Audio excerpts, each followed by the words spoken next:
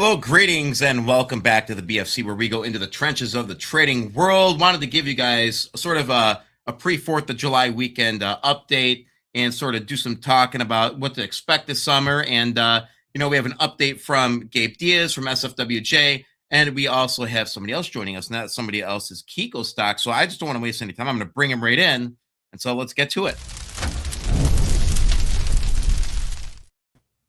Yo. How's it going, man? Hey, yo, dude, what the hell happened to your head? Oh, you saw it, hey? Look at that. I'm having a very bad day. I got a haircut. I come out. I'm feeling good. And because I wear glasses, and so the guy puts the mirror behind my head. He's like, look good. And I was like, yeah, it looks good, Then I get in the car and butchered the side of my head, and so I've got this here, which is, it's just causing me a lot of distress, you know what I mean? And so I've got that. I'm worried. I don't know what the guy's problem was. I feel like maybe, I don't know if he was just not worried about Palestine 24/7 or whatever the hell that's going on with him. Maybe he wouldn't have ruined my head, but you know what? My head's cooked now. I look like a fool. And no matter what I do now, it grows out, but guess what? The rest of it's going to be longer. So I tried to spray it with hair, root spray, you know what I mean? And then it was just like a big dark patch on my head. So anyways, I'm having a terrible week because of this. The week is, I'd say, ruined. I would just give up at this point. I have. Yeah. I already had, but I didn't know if you joined a gang or something like that. If you were part of some cult, or I'm like, oh my God, what happened to him? Or just cut the eyebrow. Gashes. That's what they do. They gash the eyebrows out. It's like a whole, like an extended fade. So yeah. Anyways, I'm trying to get over it. We're having a little fun, folks. That was a good topic of conversation earlier. Well, hey, listen, it could be worse. You're right. I'm going to get you just buzzed the whole thing. I did. I buzzed the whole thing. I'm like an egghead. You know what? Less maintenance in the summertime. Just go, right? Just go. Don't have to worry about getting butchered by. And by the way, shout out to Oaks Barbershop. If anybody that's watching that's from the area, they are a great barbershop out of Salamanca, New York. Actually, I always go there, and that's half the reason why I decided to buzz my head. To be honest with you, because I like my barber, and if I can't access my barber, screw it. I will just buzz my head. I don't like my barber now. Well, I wouldn't either if I were you. Son of a bitch. Tigress is here. What's up, Tigress? She said, are you doing the OTC CEO background like he's in a spaceship? Yes. This is a very high revenue producing office that I'm in. That's funny. Yeah. This is a SpaceX office. It is, isn't it? Yeah. Well, let's up to it, guys. We have a lot to talk about. Yeah. We'll get there. I'm working on something there. Oh man, Gary says just need a BFC hat and it'll be good. That's all good stuff. So I don't want to keep anybody waiting. Because there's stocks you want to talk about. There's stocks I want to talk about. A lot of good stuff, believe it or not, even though it's been so exciting lately with the high dollar volume coming into the OTC and all these bangers we've been having. Just kidding. But there have been some movers, I got to say. There have been. I mean, it's not, I'd love it if people would do some celebrating when they move, publicly. You know what I mean? Because I'll hear from someone, it's like, hey, great idea. I grabbed that. And, it did 300% or whatever. And I'm like, you know what you could have done? Is when you were doing it, given a like or said, hey, good idea. You could have done that. Yeah. Not after, but that's okay. We'll get there. OTC needs to get re-engaged, and I think it's just a matter of time. And I think we're facing a position of opportunity right now. So I'm not looking at this as an obstacle. It's an opportunity to grab, some shares of whatever you want. We're going to talk about some of the opportunities that we have coming up, but I don't want to keep our guest waiting. Did we just lose him? I think we lost him backstage. Where'd he go? Why'd you do that to him? I didn't do anything. Gabe, where'd you go? I was about to bring you in. He was all set to jack in, but I think he's here now. That is something that I understand. He said he can't hear. Am I supposed to be muted? Join back. We're just going to get on. We'll look at his face if we can't hear. But we have Gabe Diaz from SFWJ that's going to be joining us. He's going to give us a brief update, and then you and I are just going to hammer some stocks and do what we got to do. So, yeah, he did send me a private chat where it said he could not hear, apparently. So he just entered the studio. And usually, honestly, he's one of the good ones. When he jumps on, he usually has really good connection, good connectivity down there.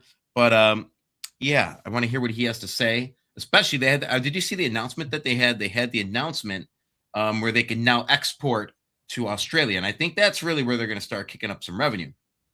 So, boy, it's a good setup. It's just sitting down there, bro. Like, all right, have you seen the crazy volume in INLF? NASDAQ stock trading at 3 cents. We need to look at that. Let's bring that. Let's mark that, and after we're done, I'll pull it up. Yeah, pull it up. Let's do it. I just pulled it up. Good Lord. Let's bring in Gabe. Let's see if he could hear. And let's welcome him. Gabe, welcome back, man. How you doing? Well, doing well. Thank you. Thank you for whatever happened on my thing. I just dropped off and got on Chrome.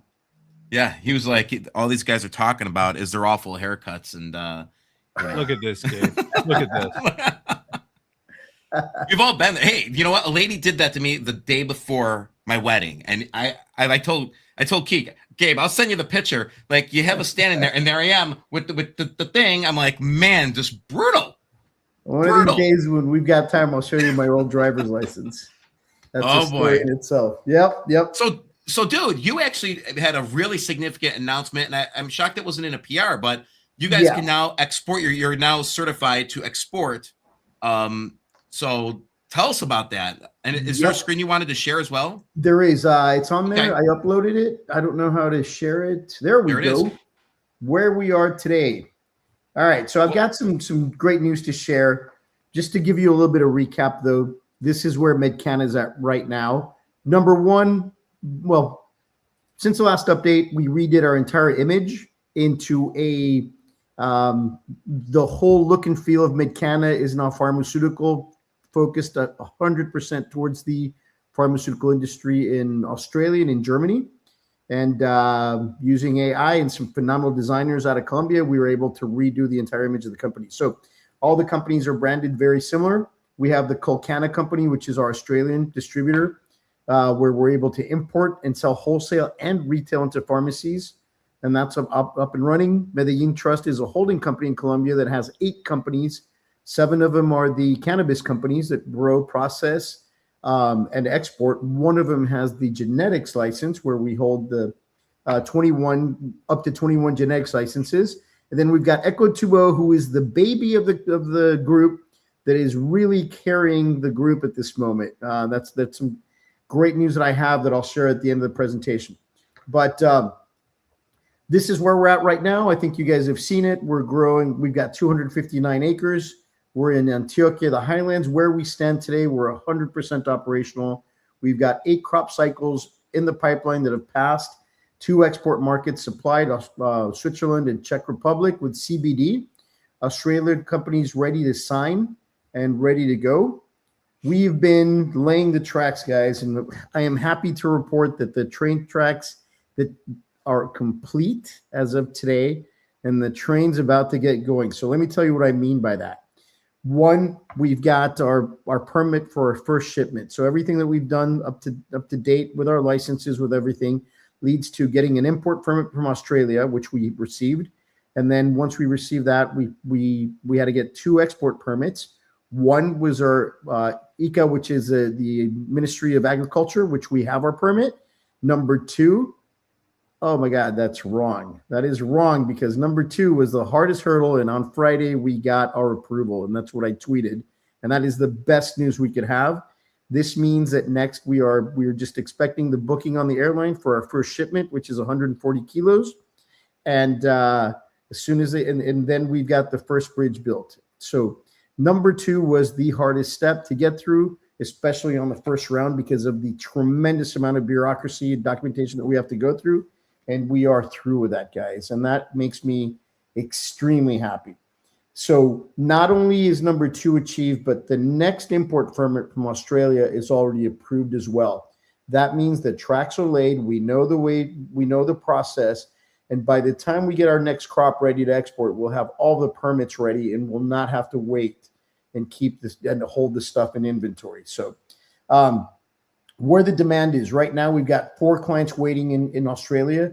They are waiting for the product to arrive for us to pack it in UGMP facility and get it tested to UGMP standards. Once they have the test, they're willing to commit. We are very confident that the test is going to match our tests, that the product is exactly what it is. So we're very confident that we've got all of these clients lined up to buy the product. With this comes a long-term contracts with these buyers.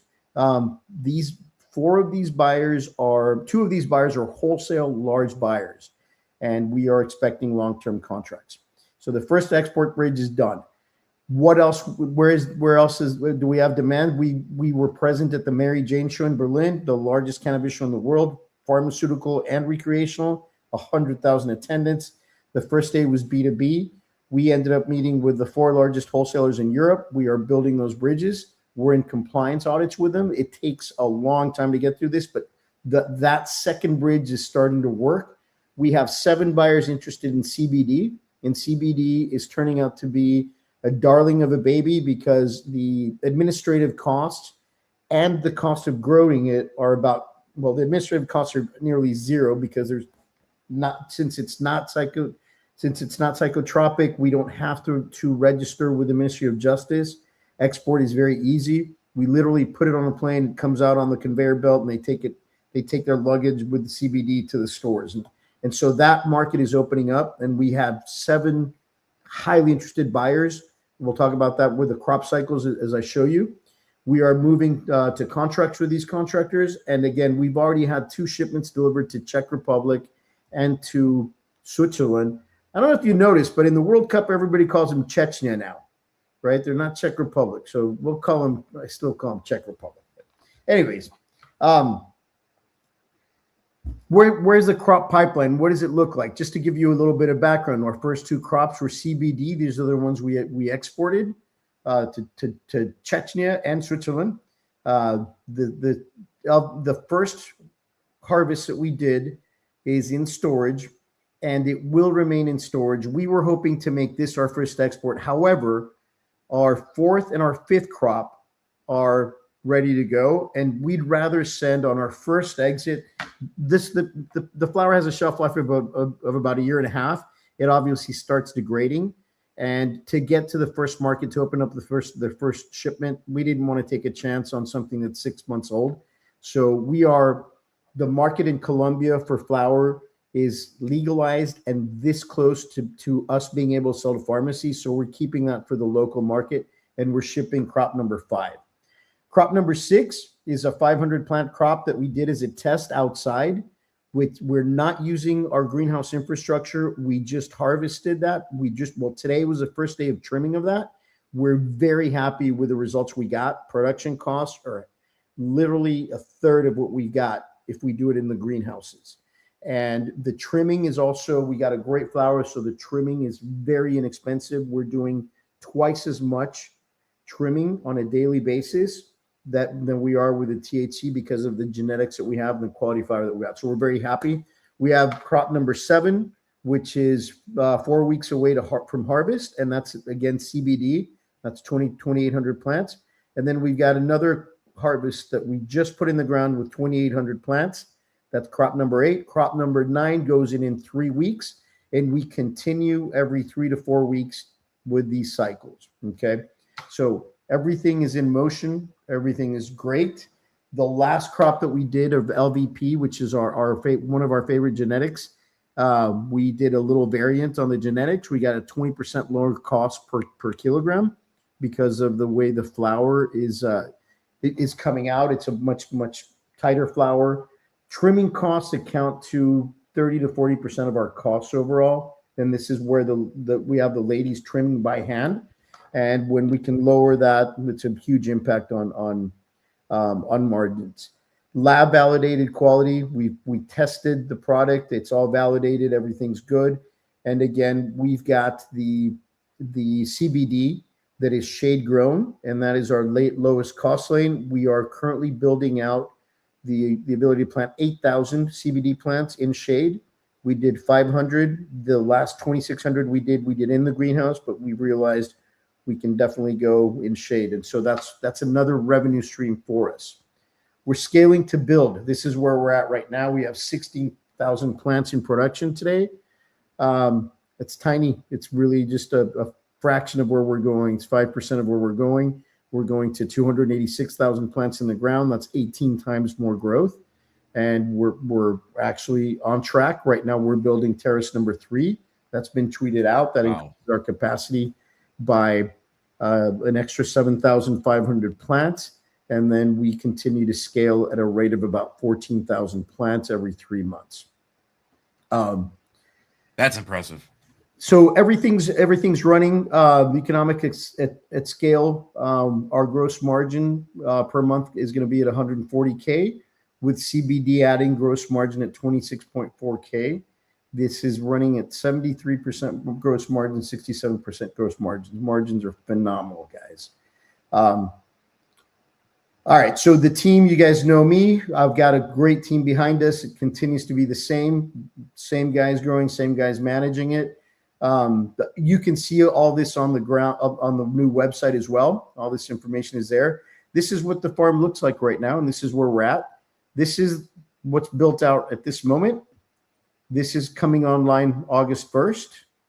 And then this is what's coming for the rest of the build out, all of these greenhouses, adding up to 27 acres of greenhouses. Again, we're at 5.6. What is the road ahead? Commercial direct pharmacy distribution starts in the next few months. Our margin goes through the roof. We end up from an average of $800 per kilogram to an average of $2,500 per kilogram.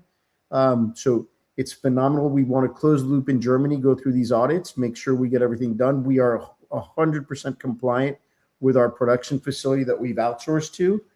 They already export to Europe and Germany, so we know we're going to get past that. It's just running through the hoops. The UK as well is the next bridge. Poland is opening up as well, and we will scale the CBD. All of our CBD is going to be exported to Czechia. In operations, we're going to expand our drying facility. We in Berlin, being able to see the cream of the crop and the cutting edge technologies kind of changes the way you operate. So we saw some drying methods that we're very interested in pursuing. If they work, it could triple our drying the capacity of our drying facility. So we're going to be running some tests. We will be adding extraction as well to launch live rosin, which is pharmaceutical. It's considered since it's a mechanical process to extract the live rosin, it's considered a raw material, and we have the processing facility lined up in Australia to package it for, again, GMP, which is the European pharmaceutical packing standards. So that's where we're going. And real quick, Gabe, by the way, you guys just doubled your drying capacity this past year, correct? Correct. So It was an engineering mistake that led us to, once we did our first couple of crops, we realized we had the capacity because of the way we engineered the facility. We could stick literally, we're going to be closer to 3 times what we expected as far as capacity goes. Wow. I think it's fantastic, man. And I will say, guys, this is why I always, because I've invested in your company, this is why I like having Gabe on, is because you gave us a solid update and presentation in 12 minutes. Well, there's one more thing that I didn't add. That's amazing. I just want to tell you, this is how it should be done. So thank you. Well, let me tell you, Echo 2.0, the Golden Baby, which is our ag tech company, so far has booked $1.7 million in revenue this year. We will book another $1.2 million in the next couple of weeks. We're executing. We've got 23% gross margin on that. All of those proceeds are going in to build infrastructure of the cannabis companies. And so we're at a very happy place at this moment where we are totally self-funded. We're still going to raise a little bit of capital. We do need to grow faster. but it's not live or die at this point. It is just how fast do we want to get there, and we want to get there as fast as possible to increase shareholder value. And my last statement on that is, I know the stock hasn't moved, guys. I can pump money into PR and pump money into PR firms, but the reality is I'd rather focus on having very strong fundamentals and then focusing on that. So all of you investors have been patiently waiting by. I thank you. I hope that you see what the results are of not throwing money away and focusing on the fundamentals. I've always operated companies as the bottom line is what matters most. Cash flow matters most when you're at a startup phase. We have reached that break-even point, and we're very, very happy to be here, guys. So you will start to see movement with that stock. I'm thinking 3-4 months we'll start pumping a little bit more PR, but once we know we have very, very solid fundamentals and we've got solid results. If you saw our first quarter results, we did post results. We've got accounts receivable. They will remain in accounts receivable for the most part because they're going to stay in Colombia and be reinvested into assets, but you'll see the assets grow and continue to grow and revenue will continue to grow. And your first quarter results year over year, it's like a 12,000% gain, right? Yep. I mean, like it is like, you went from very little to, almost $500,000 just for the quarter, which is huge. It's huge, guys. I'm so happy. I'm so proud of the team that we have down there. One of our investors went down there with me last time I was there, and he came back at another investor event that I had and bared witness. And one of the things he said that I really liked is it's not just the company, what it's doing, it's also the team and the people that are down there. So we're very happy. This isn't just me. This is a team at this point of 25 people that is working on a daily basis and grinding it out. And so, yeah. Couldn't be happier. And I will say, like, every time you give us an update, guys, there's rare cases in the OTC where, like, every time you give us a timeline and every time you say you're going to do something, you do it. I love the follow through. I love the updates. Love the updated website. Love the presentation. Like, that's a freaking awesome presentation, by the way. And if you could you give me all the slides for that presentation? Absolutely. That way I could post it. And before you leave, there's a lot of questions, actually. Some good questions here. If you want to give some rapid response to these questions, that'd be great. Yeah. If I could just, I'm just going to go down the line here. All right. So, Market Observer, how would you describe the company today? Should investors think of McKenna as cannabis company or as a diversified healthcare and wellness platform with multiple operating businesses? Good question. At this point, we are a phenomenal cannabis company. We are going to be a diversified healthcare and wellness platform.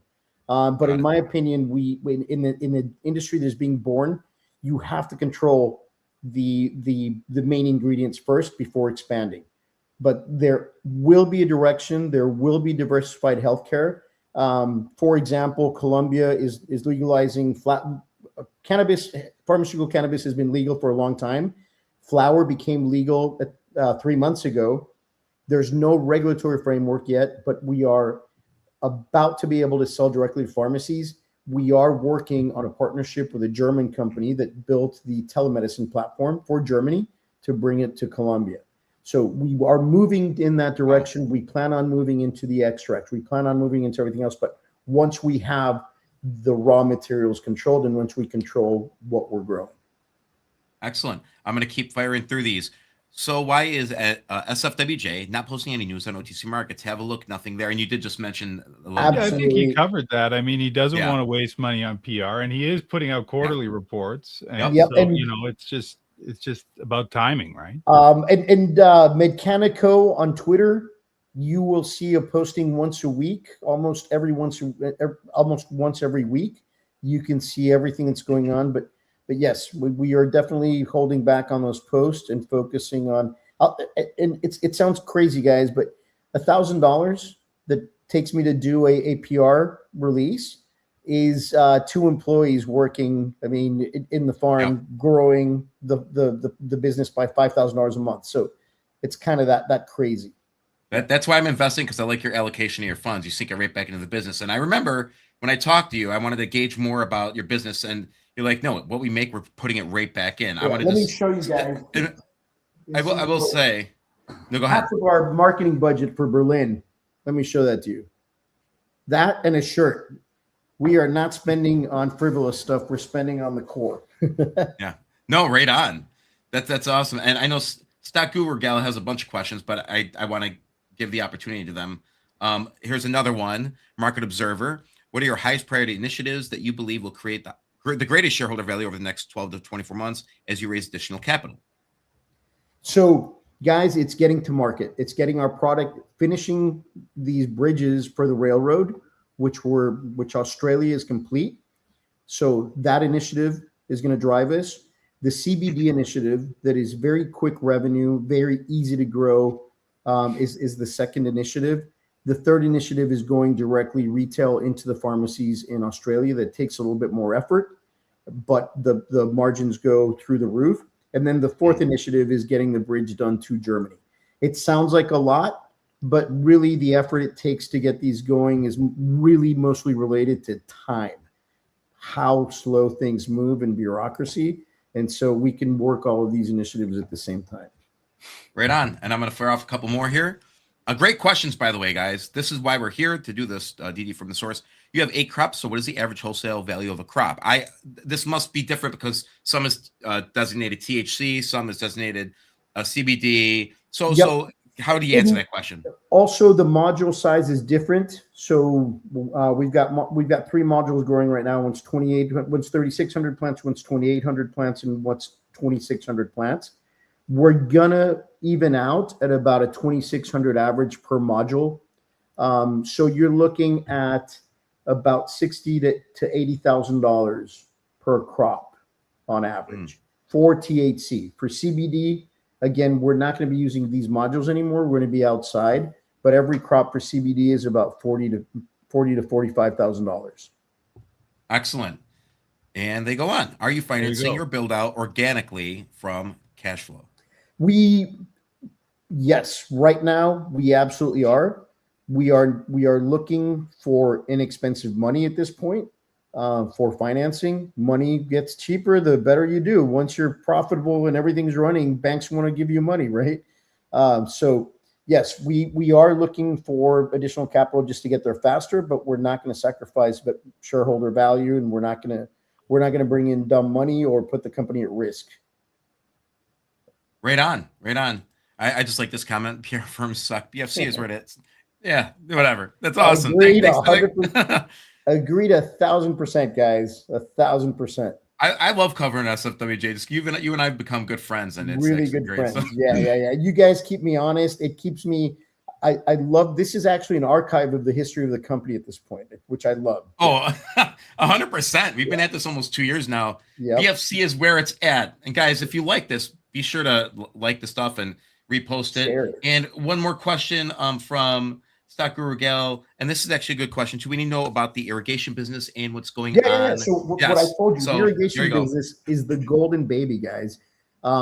Again, 500,000 booked at the beginning of the year, 1.2 million additional so far, which puts us at 1.7. And this project that we're doing looks like it's going to add 1.2 million additional dollars, and will continue to add a couple $1,000,000 a year for the next 2 to 3 years. We are latched on to a phenomenal growth opportunity in Colombia related to blueberries. And one of the largest banana grower companies in the country is diversifying into blueberries, and we are their primary irrigation supplier. They absolutely love us, and we absolutely love them. So, yep. Besides that, I did make public yesterday, Netafim, who is our largest vendor of irrigation systems, who's our favorite vendor, who is the best technology on the planet.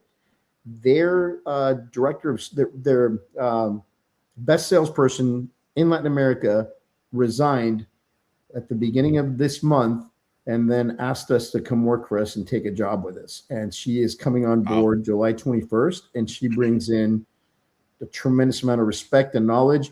There was a little bit of friction with Netafim because she was with them, but the reality is they lose zero revenue, and they just don't have to pay her salary anymore because she's selling their product. So in the end, they were very happy once they realized that. Well, and that's great. You can expand that into everything, every type of crop, right? I mean, it's not just about weed and CBD. I mean, it's everything. absolutely right. So irrigation is not just about the water with a plant. It's about the nutrients that you give the plant. So for example, avocados, which are a huge crop in Colombia, once you put in irrigation, which is expensive, you increase your crop by a baseline of 40% up to 70 to 80%. Coffee, the same thing. Cacao, the same thing. Coconut plantations, same thing. So it's something that it's not just about the water issues that we're facing as a planet, but it's about what you get back from that investment. So we're super excited about, and we're super excited. I don't know if you guys know, my technology is in telecom. My background is in technology and telecom, and the internet. What's it? Elon Musk? Oh my God, I'm drawing a blank.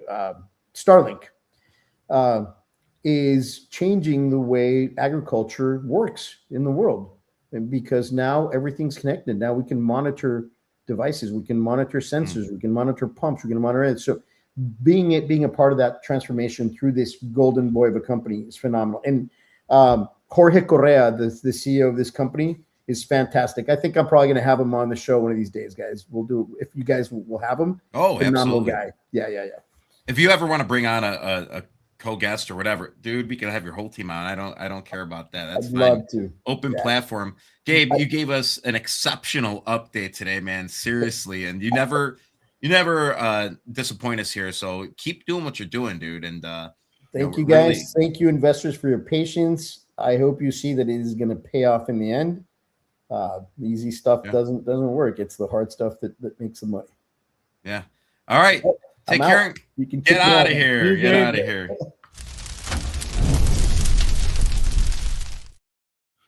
You know, we should hire Edward Scissorhands. to trimming the crops. That is funny. That's funny. Well, just talk to your barber. People with all the scissors. And I was like, do you remember that guy? Like when he was in the neighborhood with the housewives, clipping the hedges and clipping the hair. I mean, if you get a couple of, like, I'm just saying, a couple of Edward Scissorhands in your business, that's it. It's game over, you know? Oh yeah. So that's something to think about. I'm just putting it out there, Gabe. I don't know if you're looking for a consultant for any ideas, but that's an example of what I could offer.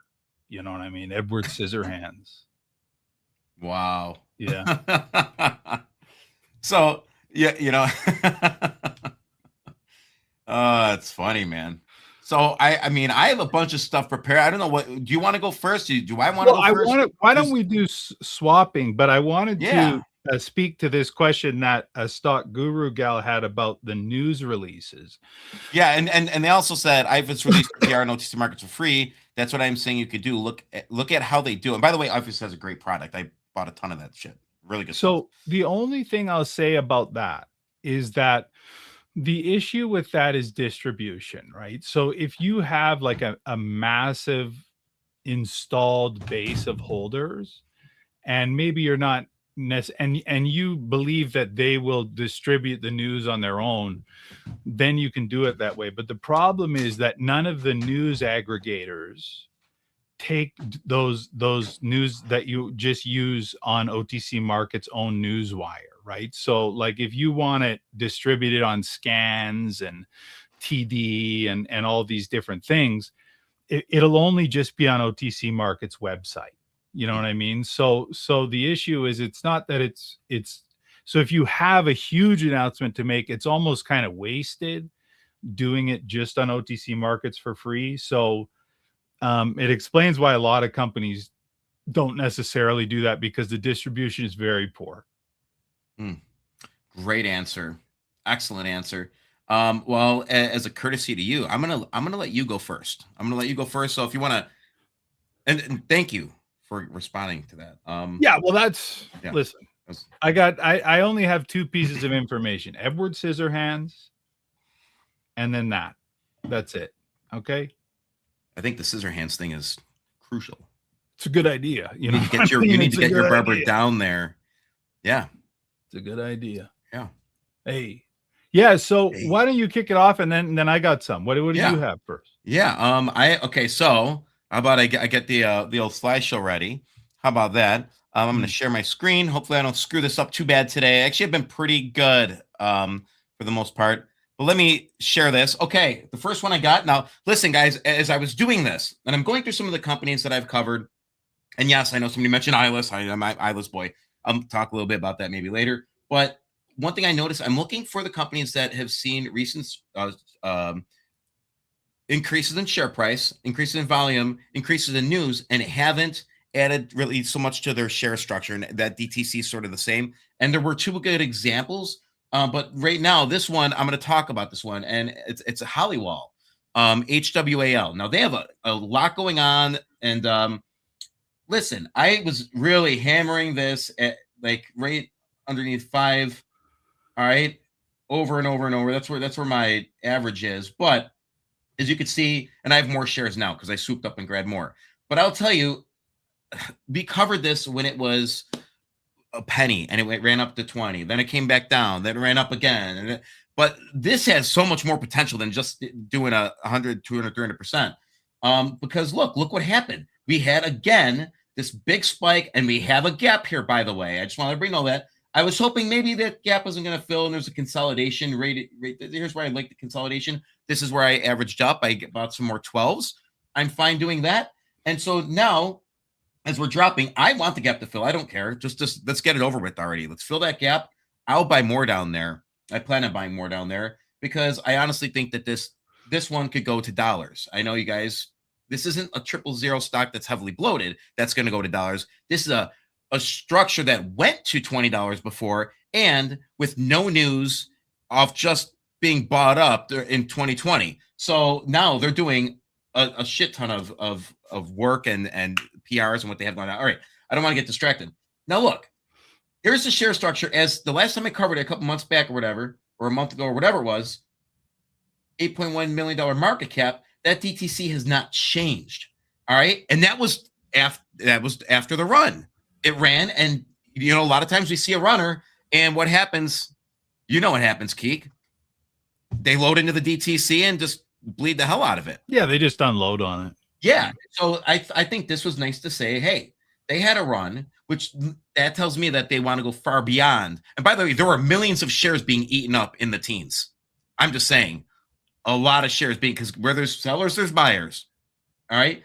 And they did announce today, I think yesterday, announcement of Edwin Siemens to executive vice president.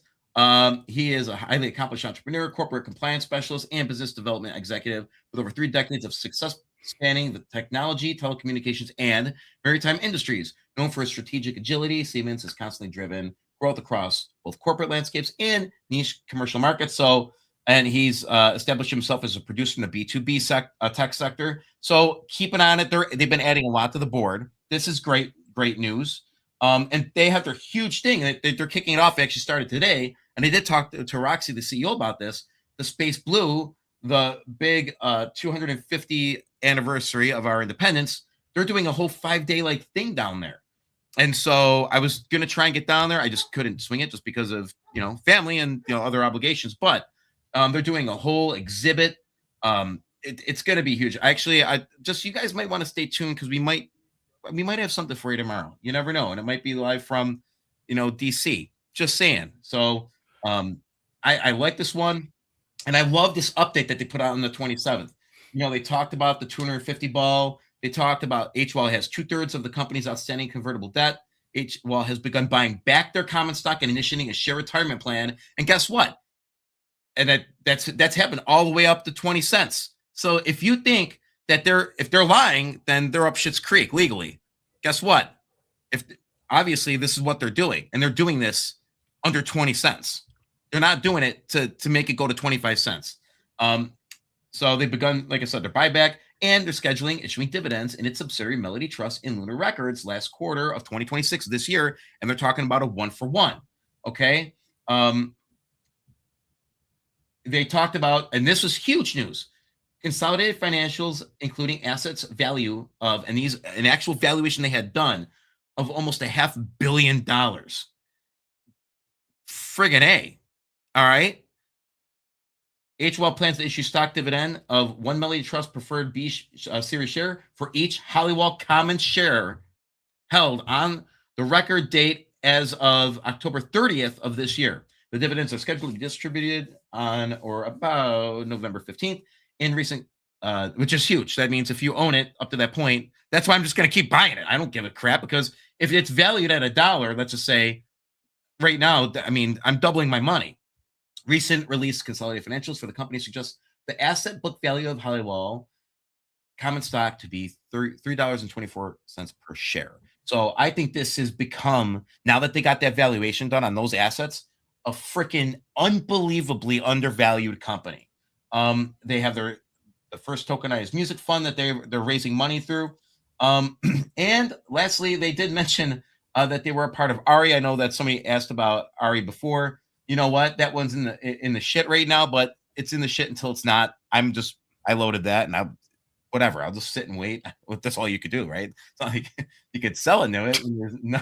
Yeah, you could. But yeah, so that's one I got. So what do you? I don't know if you have any thoughts on that, but yeah. I love what I see there lately. Sounds good. I mean, and they're down here. I mean, and when it moves, boy, it moves. Oh yeah. When it doesn't dilute, it really starts ripping. I got to say, when it doesn't dilute, man, right? Yeah, it just rips. It just goes for it. Looks great. Crazy. Yeah, that one's And nice. When's that event? It's already that event. There's multiple events, so It's going on from July 1st to July 5th. Holy moly! Yeah, and it's down there. They have these holograms. They're doing it. It's really an unbelievable thing that they're going to be doing.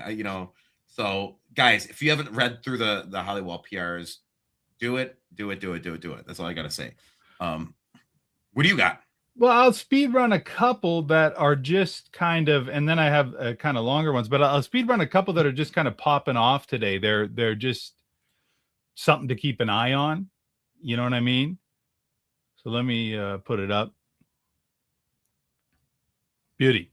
So this is just kind of new happening cable clicks. This is a grade of pink that happened, I want to say. And pro tip for anyone wanting to know about DTC changes, now on OTC Markets page, you can go to security details and just go right down here and click this and get, let me zoom in on that for you a bit too.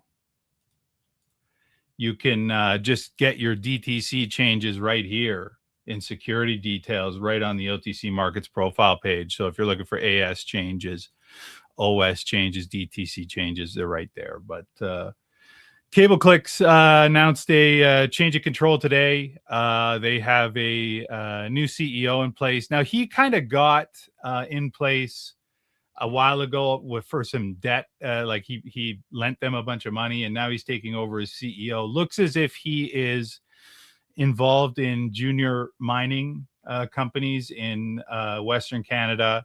And has been involved in that game for quite some time. So, chart wise, it's in a pretty good place. And it really has, it's made some little moves, but as you can see on smallish volume, but big picture, there's a lot of room here, like a lot. You've got a split here in 2012, and basically it's never moved ever since. So, if this guy's serious, an 80 mil DTC, which is really nothing down here in dubs, a pretty good look. So there's something to keep an eye on. Obviously, I've been focused on this Ladybug Resources quite a bit. They executed a change of control with a Chinese company that's actually done quite a bit already. In EVs and heavy industrial supply chain, and they've got news all the time coming out. And chart wise, this thing has just been a rocket so far. Share structure wise as well, DTC only 58 million down here. So nice. They are and the move we've had so far, I was shouting it out at Dub 3, and a couple other guys been focused on it as well. And this thing's just been on a tear, and you can follow them on X, but you see it's just stepping up. And so we started talking about it down here, you know, looking that it was going to kind of squeeze out of this channel, and boy, did it ever. Holy moly. That looks good. And so it's kind of just stair stepping up this line, and big picture, you know, there's just so much, you know, like to be done here. I mean, you've got that kind of main zone of resistance. You can see it there, kind of mid ones, and then she's gone. So, you know, definitely keep an eye on that. And their Twitter page, I'll pull it up for you here, because it's at Ladybug Resource, and they're tweeting all the time. They got lots of updates, so definitely check it out. Oh yeah, that one looks great. What was the one that you just mentioned before this one? Cable Click, CCLX, and that's kind of just not a whisper play. I mean, you can see a couple people are on it, but they are new CEO there. Change of control addendum came out today. And you know, just kind of getting warmed up, and everything I could find on that new CEO seems to be a mining guy. So you could see a good mining play come out of this. Cool. Yeah, that's awesome. Yeah. Where I'll put the mining beard, the little AI mining beard. You rock. What mining beard? You never seen that? No. Yeah. Oh Jesus. What is that? Oh, I did a whole thing. There was a run of a bunch of mining stocks back in the day that I did, and so like I made it look like this. Oh maybe it looks like that. They call him Mining Muhammad. Ridiculous, right? Yeah, Grand Stock Picks got a kick out of that, man. He was crying. Mining Muhammad. You look ridiculous. Keep going. There you go. No, all right. You want me to take one? Sure. Mining Muhammad. Oh, there we go. All right. Holy. I just don't trust that mining guy to cut your hair for sure. AAGC is one that I haven't made the plunge in yet, but I love it. I like this one a lot. I'm just going to briefly talk. It's a Hollywood Star Cuts thing they have going on. If you look at it, I liked it at 5. I had it marked. And people were like, it's not going down to 5. You're not going to get it, blah, blah, blah. Wrong. I think we're here for the next couple of weeks or however long. They've had great news. They put up great numbers. But it's just not ready yet. It's not doing its thing yet. And guess what? It will. I firmly believe that this is a penny stock. But this is another one that I wanted to mention. Look at the share structure. All right. Back a month ago, same thing. They've announced news. They're not dumping on the news. The outstanding share count has stayed the same. Everything is identical to what it was. So even though they're out there, and trust me, that DTC is going to change when there's significant news and they have private investor firms coming in to move this thing. That's what I think. That's what happens with a lot of these ones where they run to 1 to 2 cents. I think this one's banging. They did announce an update about the newest acquisition. 100% of a casual food service company is being kept confidential until negotiations have been finalized. So we're waiting on that. And they want to acquire 100% of that food service company. And according to financial documents supplied to AAGC, the casual food service company compiled just over $1.1 million in total revenue with a net profit margin of roughly 10.5%. So that's not in 2025. So that's not too shabby for just, another addition to, their portfolio. But I will say, if they build out like they built out the Hollywood Star Cuts thing, then I could see those margins improving if they apply the business tactics that they used elsewhere here. So could they apply those business tactics to what happened to the side of my head though? Because like they've got the talent, right? Yeah, to fix this at Hollywood Star Cuts.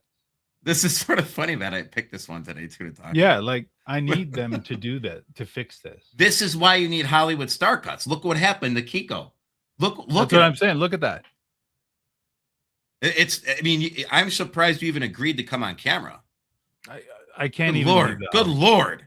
I'm done. I hope there's no children watching the show. And they have to now, you know what I mean? I'm old. I've got half of my head is missing. Who cares anymore? I'm done. If you have women and if you have children at home, please make sure you move away from the television screen. I'm finished. It's this monster. So yeah, they did. They did. By the way, they did talk about raising the total issued shares for AGC, but to do so, will be putting 100 million shares in escrow. If the acquisition goes through, we'll be using the shares from the buyback and returning the issued. So this shows how serious they are about negotiations and could add a massive value to AGC. So you could tell, like, they didn't add and got the acquisition and said, oh yeah, well, it's just for the acquisition. They used what they had held for the acquisition, which is freaking smart from the business side. And they just put out a tweet 2 days ago. 1 week from today, we will be in Minnesota meeting with our retail partner. The goal is to get all the information about the sales of the hair care products and to discuss the fulfillment of future POs. Looking forward to it. And they mentioned that they should have the quarter 4 and year-end numbers by this weekend. We are gathering expenses number now, including payroll. I don't think they posted on that. Maybe they haven't. I missed it. Oh yeah, another beauty. No convertible debt. Love it. So there it is. That's one. You want to bang through one? Sure. Yeah. We're just going for it, man. I got a couple. I could leave that as my background. I think I would love to put that as my background. Just what? No convertible debt. I think that why not? Yeah. I might have to make that a background. Do it. Just saying. Do it. Okay. All right. Share. It's all yours, man. All right. I'm just pulling up a couple here. Okay. There's a couple little dip watchers here. And let me just share my screen here. So, and then a couple of new things going on. Let me pull it up. Here we go. Got it.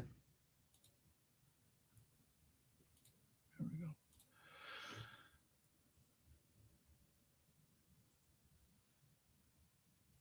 Oh. Got to get my guy out of there. There it is. There we go. There you are. A couple little ones. MKGP. I don't know if you noticed on their Twitter account, they tweeted that they are having new beginnings. And let me pull up the exact tweet for you. New beginnings. Oh yeah. Because they are right here, June 26th. The next chapter starts today. Our team has resumed evaluating strategic opportunities, including reverse merger transactions. We're actively reviewing candidates and looking forward to sharing updates as we make progress. So that's MKGP. And then their Twitter is MAVMKGP, MAVMKGP. So it looks definitely, let me actually, you know what I'm going to do? I'm going to share the whole thing. All of it. The whole kip and caboodle. Is it kip? Is it kit? Or kit? Is it kip and caboodle? Kit. What is it? I think it's kit. What is it? That's a good question. I don't know anymore. There we go. Well, comment from Staku Regala LBRG looking good. So where's the upside? What fundamentals are you looking for? I got a new screen to show you now. Oh, look at that. There we go. Yeah. So that's MKGP, their new beginnings. It's been a long time. As you see, the last time we heard from them was 2023. So definitely something to keep an eye on. Share structure wise, 67 million DTC. Looking at a reverse merger potentially. Not a bad look at all. No, not a bad look at all. PC, let me just get it right, because this one, I don't know if you heard. PCGC, formerly the Playbox PYBX, and they're doing this reverse merger here on 260K DTC, and yesterday it had a big rip over $1. Wow. They've got a ton of cash on hand, a really good setup. I can't buy this. I can't even own this because of where I live. But a big dip today, and if you get lucky and catch some on bid, you could have just a crazy multi-dollar merger on your hands here. So it's worth digging into. I'm not going to spend the whole time explaining all the filings and stuff, especially since I can't even own it. But I would search that cash tag on Twitter and get familiar with what they're doing there, because this could be a golden dip op. Yeah. As they call it. And guys were, a couple of really sharp guys, Shido and JJ, were shouting it out at like 20 cents, hit over $1. And I'd really keep your eye on it for some more action. Yeah. What a low market cap on that. Holy moly. I could just take out a home equity line maybe and just slap the whole thing. Slap the whole thing. So there's a couple more to keep an eye on. They're kind of up and comers. And then I have a couple more too, but Paul Jackson, ENCC, a clean shell waiting for a reverse merger. Same with ZHUD. So I don't know if you want to pull that up. I'm familiar with them. Yeah. Could you grab the chart on that? Just to take a Sure. Yeah. Let me get it. Because I understood it. Here you go.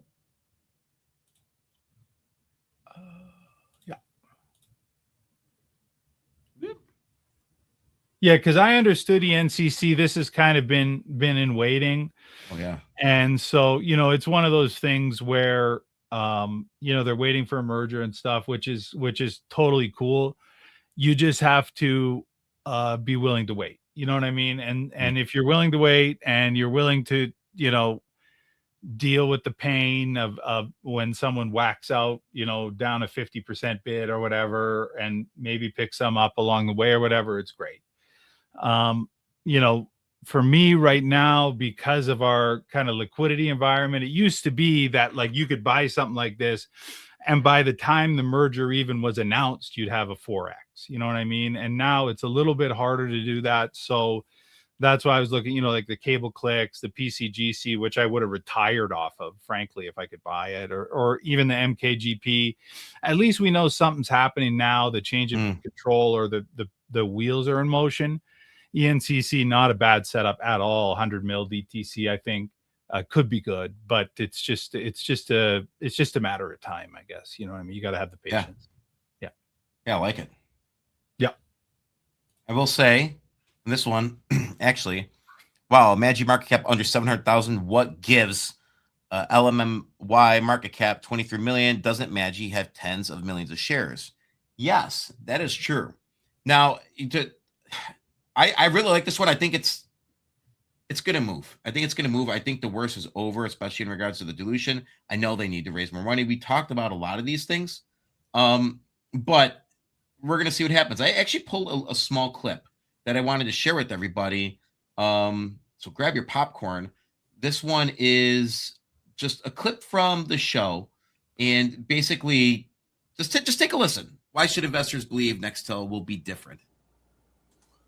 Well, I don't think we've actually had a timeline and we probably have had one that I can't recall right now.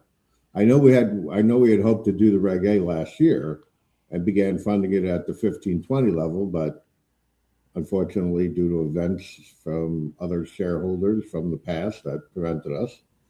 So yes, that did move our thing. But going from where we are today, our biggest holdback from actually delivering anything is just having the cash flow to be able to do it. So by utilizing the tool, the Reg A, to be able to do the IRB study for the screening test, do the IRB study for the products, that gives us the ability to then generate revenue within the company.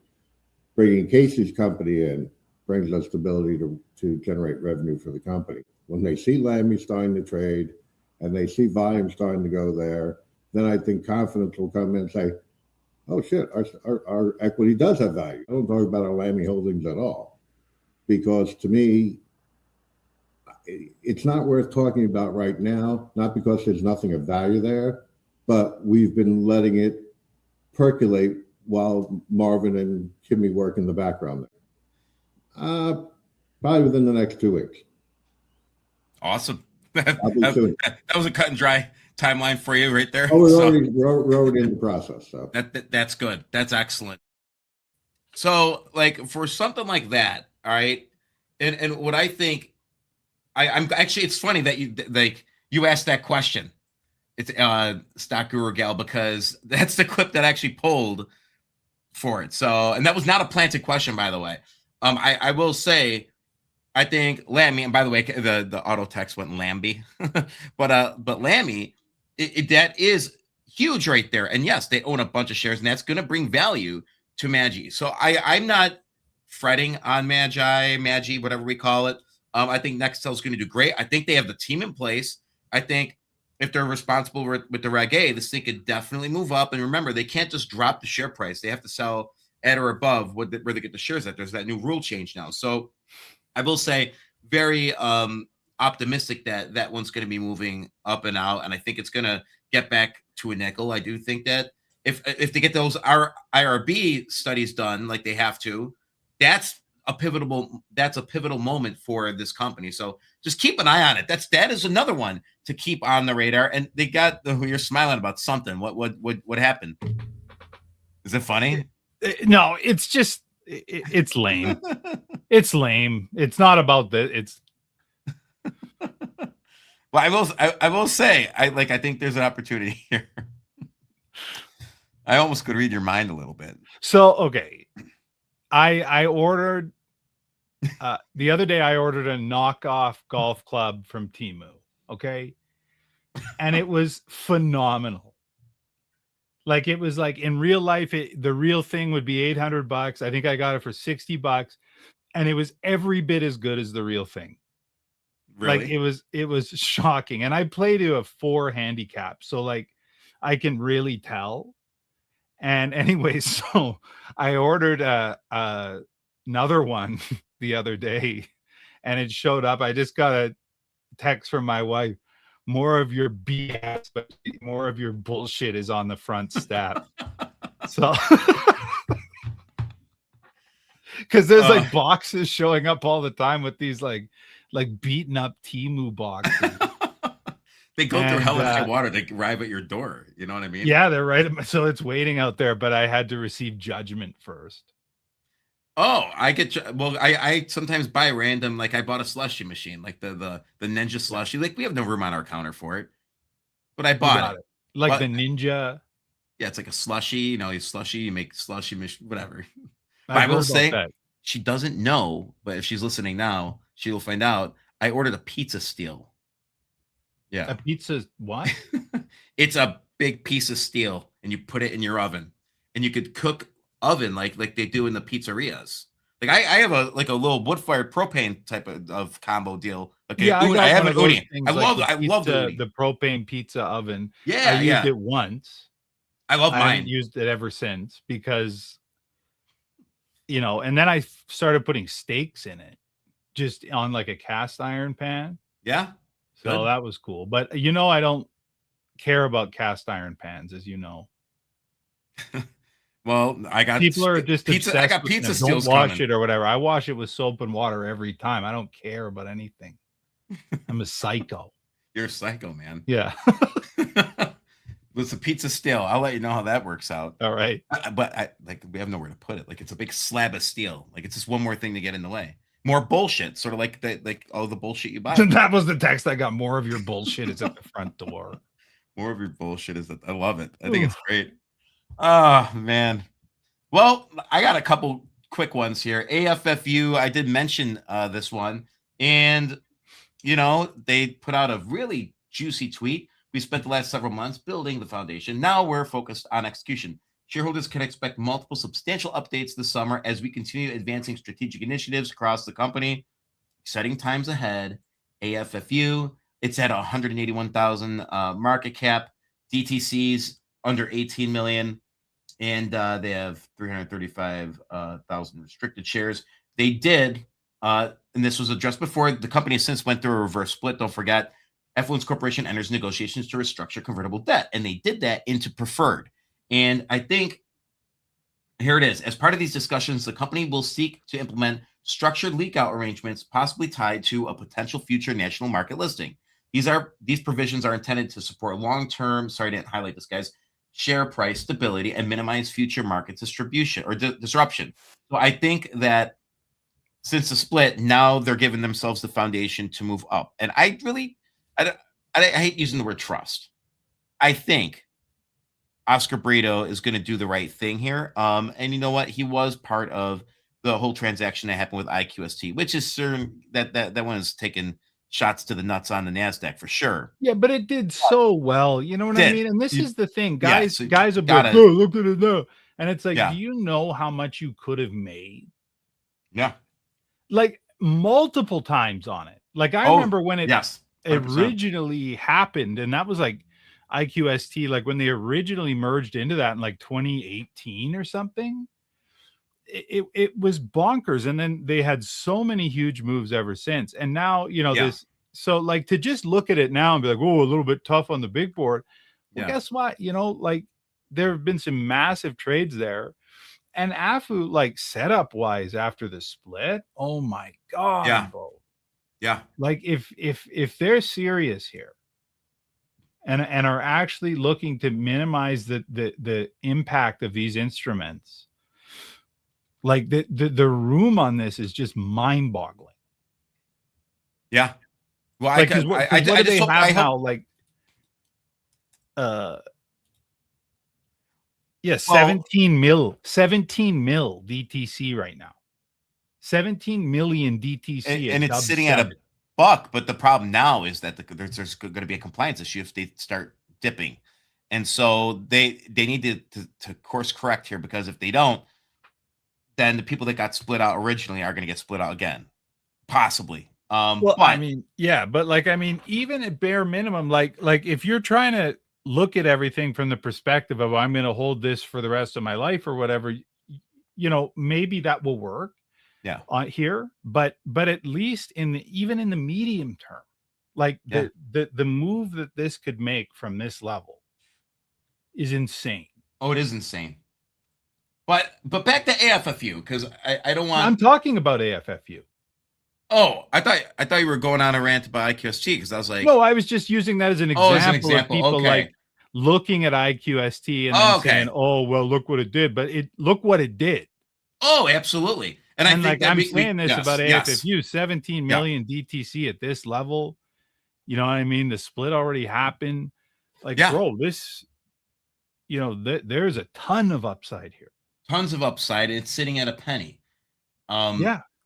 So I think this is one that we definitely. That's so funny. I got confused. You know, I pulled IQST up, and I'm like, wait 1 second. What the hell's like? You thought I was just going on and on about IQST. I'm like 17 million. I'm looking. I'm like talking about. That's why my brain's like fired and you know, I was losing my mind. Yeah, like everything I said, just plug that into AFU now. Yeah, exactly. Yeah. Well, so I think that the upside here is excellent. I think this could. Oh, it's gonna be great. I think this is gonna be good. I think right now we're at the bottom, and whatever, we're gonna see what happens. I think it's an easy buy here, you know. And I picked some up last week, and I'm gonna probably pick up a little bit more. So why the hell not? I gotta mention this one, CYBL. We've covered it for years, and so it looks like now that their legal woes are behind them, it looks like, you know, they did put out some tweets. The first tweet was June 25th with key legal matters behind the Cyberlux Corporation is entering a next phase of growth and will have more frequent investor communication cadence starting next week. We will share strategic positioning, defense platform plans, and growth trajectory. And listen, don't forget, guys, markets closed Friday, so it's probably a light week for news. But they followed up with a tweet earlier this week. Cyberlux Corporation has emerged from an 18-month period of malicious adversarial litigation that has suppressed cash and revenue. With the Texas turnover receiver terminated by a court order, the company is now focused fully on business again. From late 2024 through mid-2026, Cyberlux operated under court-imposed litigation overhead. Result, constrained cash, suppressed revenue, recognition, and difficult program execution. Sorry, I said that weird, guys. My bad. The financial arc reflects this period.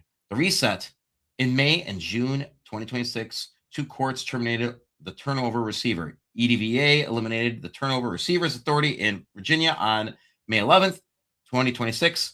Texas trial court in Texas on June 3rd, 2026. The constraints on cash, customer engagement, and program execution are now clear. Cyberlux is moving back to full operating tempo over the next 6 weeks. So I think that have modest expectations when the next filings come out due to all this litigation and all the shit that they had to endure. And I know, guys, and I will say, like, these stocks, you know, somebody mentioned ILS before, but I'm going to say, like, CYBL, crazy ass shareholder base that is loyal as fuck. And they're there, and they've added through this. They've went through CE. That thing ran after CE. And by the way, I'll show you on the chart. I think this is a huge opportunity. If you never got in Cyberlux, but it always intrigued you, this might be the opportunity for you, because I mean, I don't know. Shout out to the shareholder base of CYBL. You guys are freaking awesome. 100% beast mode. I know Tigris was on that. Will OS, the Dago, Jess in LA. All you guys have been on this like white on rice. And so I had this mark. The bottom before, like when it was in C, where it came out of was right at 12, I believe. It had that run afterwards. And it ran up from there again, dipped a little bit before it went down to trip 9. Boom. And here we are at, and there it did. It dipped down right below it again. And now we're up, and we're going to hit that cadence of investor relations. So do I think that this could go? This is my opinion. So remember that CE bottom? Yeah, that's where we're at. Here's yet another opportunity to get in. Yeah, I slapped that. And if you think this can't or won't run, then I pity your pattern recognition skills. I think it's going to run again. I think it's a buy. I think that this one's a buy, and I love CYBL. You know, I think it's going to be a good move, really good move from here. Well, and their arch nemesis passed away. Yes, rest in peace. Rest in peace, George. You know, and what can you say? I mean, you know, like, because I saw a lot of people, some people saying some nasty stuff about him, and as you know, he wasn't really my favorite guy. No, it was nice. The nicest. But at least you don't have that. Actually, it wasn't him that bothered me as much. It was that Elephant Gang. Remember Elephant Gang? Elephant Gang, I think. Elephant Gang. Yeah. Well, there's two things here. 21 elephant salute they had to do for George in his passing. 21 trunk salute. Right. Well, you don't have the George overhang, but you also don't have the Brett Rosen overhang either. Those are two guys that are. Yeah. Think about that. Brett's not selling any shares right now. I may be stepping some lines here, but he can't, based on the indictment and what's going on there. So there's no overhang there, and you have now the legal overhang gone. You have the attacks that are going to stop from certain personalities, and this is, by the way, guys, I'm not being. No, but like it's you know, at least decent to not have someone just 100% hammering, talking smack about it the entire time. Like, you know, these guys are trying to do something. I'm hopeful that it works out. And you know what? Because there was a time where, you know, I used to disagree with things, and maybe I think it was more just I was looking for engagement. I was looking to be seen. And doing the odd bash would help with that. But, you know, at the end of the day, much like George was on a lot of them, he was wrong, right? Like, like there was a few things he bashed that people could have made so much money on, you know what I mean? And so, you know, there's something to be said for minding your own beeswax, and, you know, and to have less of that out there with regard to Sybil, I think is probably a good thing. You know, and to piggyback on that, like, if there's a stock I don't like and I don't feel good about it, and I'm not investing on it or in it, I stay away from it, and that's it. Like, I'll share my opinion on it, but like, why go to bat for the bashers 24/7 and really hinder somebody else's opportunity? Because honestly, you could put out some due diligence that might trigger something negative happening at the OTC markets level, or investor wise, where like people may not buy, or maybe they see something they don't like, and you have a big investor that says, you know what, I'd rather not invest. So I don't believe in hurting the OTC community. Like, let people make money. You know, well, that's it's the retail, thing, right? And putting their money in. Because I think at this point, like we might be able to say without question that this has become one of the most negative communities. You know, from the perspective of engagement and people tweeting and stuff like that. Like there's more angry dicks per capita in the OTC versus the NASDAQ. And you'll even see, like, on crypto, someone will be holding like a total rug. And, you know, they'll still be like hey, I love this story and I love this idea and I want to, you know what I mean? Yeah. And it's only here that, even when something is good, the only people you hear from are bashing. And if you're getting paid to bash, I guess that's one thing. But if you're doing it for free, like, you got to get your autism checked.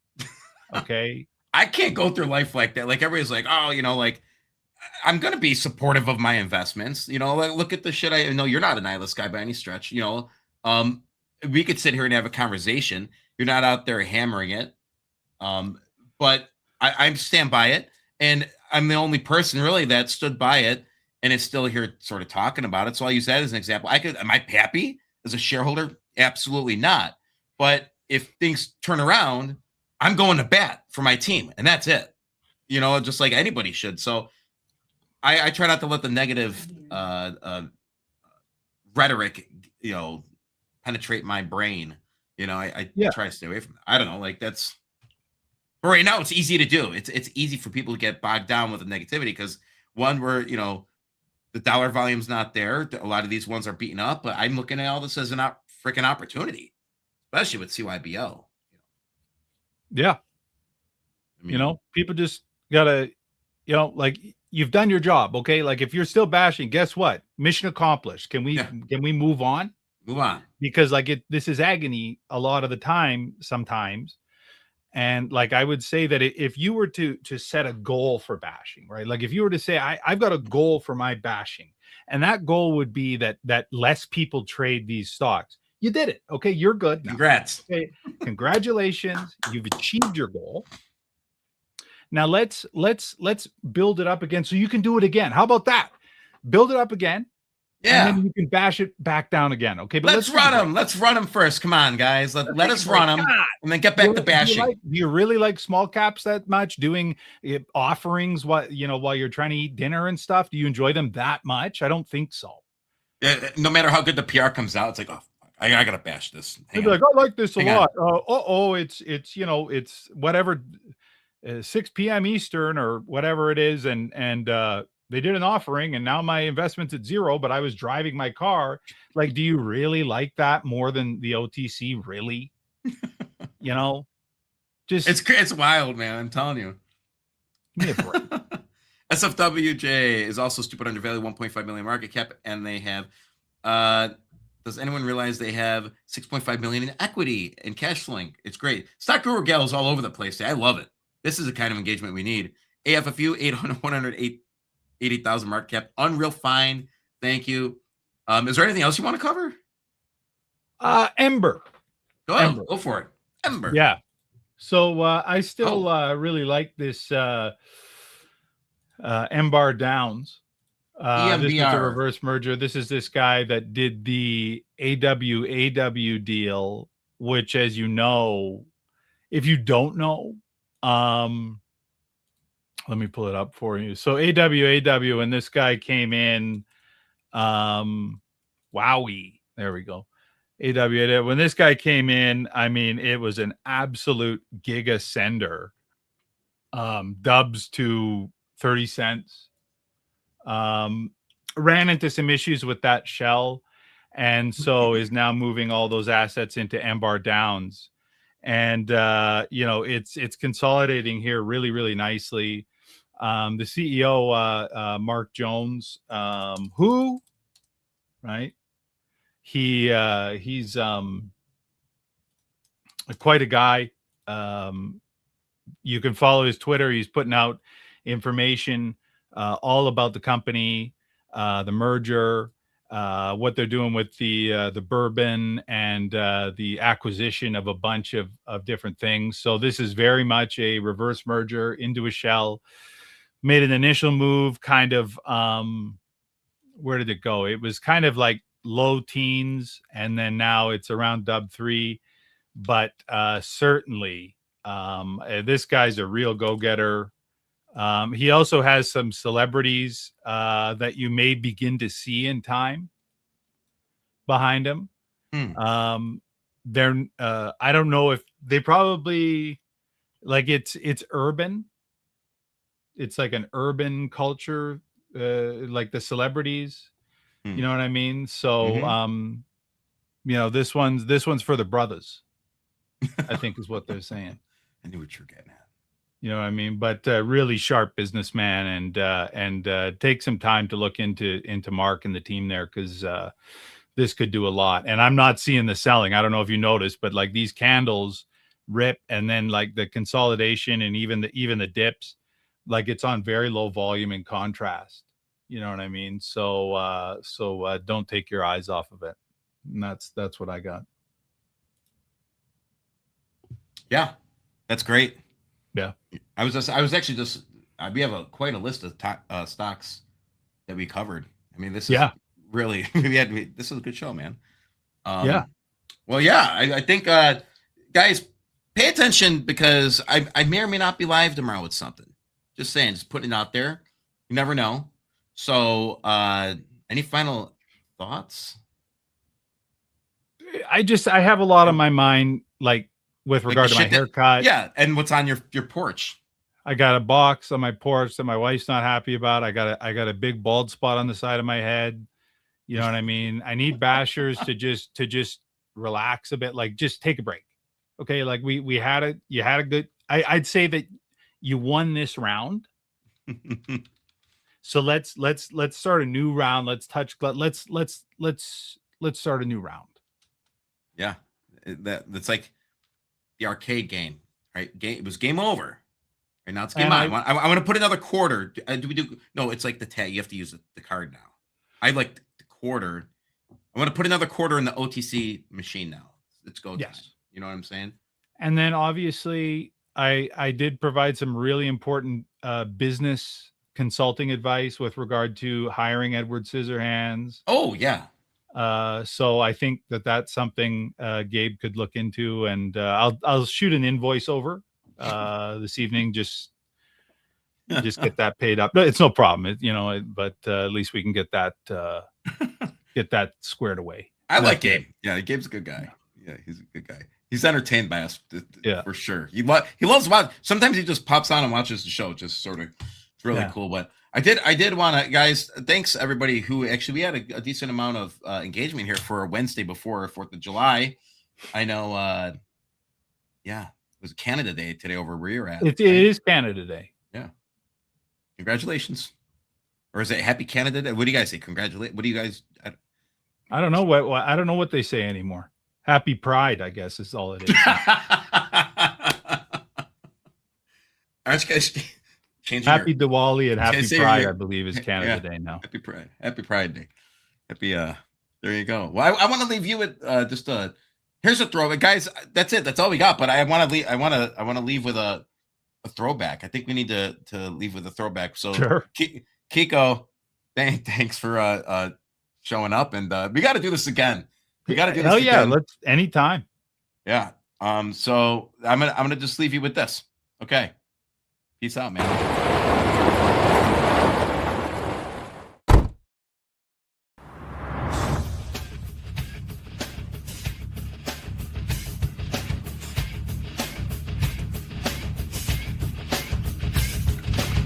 With so many coins in the crypto world, one is making a change.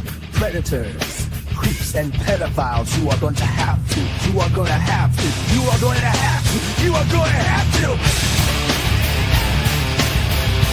Chris here. I am currently working with the organization Jeep Justice. Take a seat. Why don't you take a seat right there? Take a seat. Why don't you take a seat right there? Human traffickers beware. Chris Henson is coming for you. Seat, a coin so rare. Chris Henson bringing it to you. Hey, seat. Why don't you take a seat right there? Take a seat. Why don't you take a seat right there? Take a seat. Why don't you take a seat right there? Take a seat.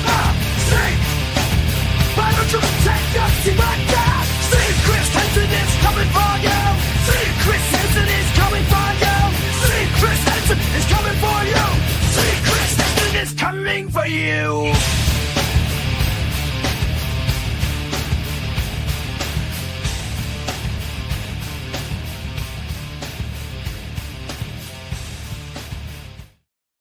I mean, that was the gem. Oh, man. That was the gem. I had to throw it back. Shout out to Wayward, by the way.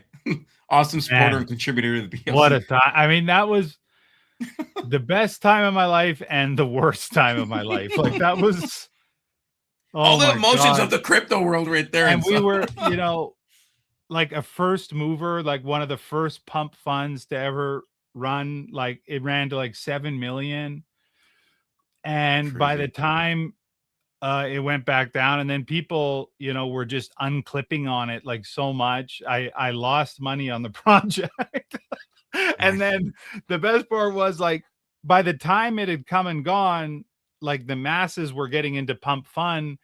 And, like, honestly, if we'd done it a year later, you know, we would all just be like celebrities in Solana space. You know what I mean? But we were just a year early. We had legit Chris Hansen. I spent everything I had trying to save it. And every time I turn around, someone would just unclip a 50K clip on it or something like that. It broke my heart, but man, what an experience, dude. Oh yeah. Hey, and what a great video. I still got my coin. Buyback? I got a bunch too, so I don't know, but no one wants it. All right, man, dude. Thanks for joining me. Always a pleasure to have you on, and we'll do this again. Definitely. Hell yeah. So, all right, buddy. Take care. Yeah. Get out of here. You guys go enjoy 4th of July weekend. Peace out. Get out of here. Get out of here. Get out of here.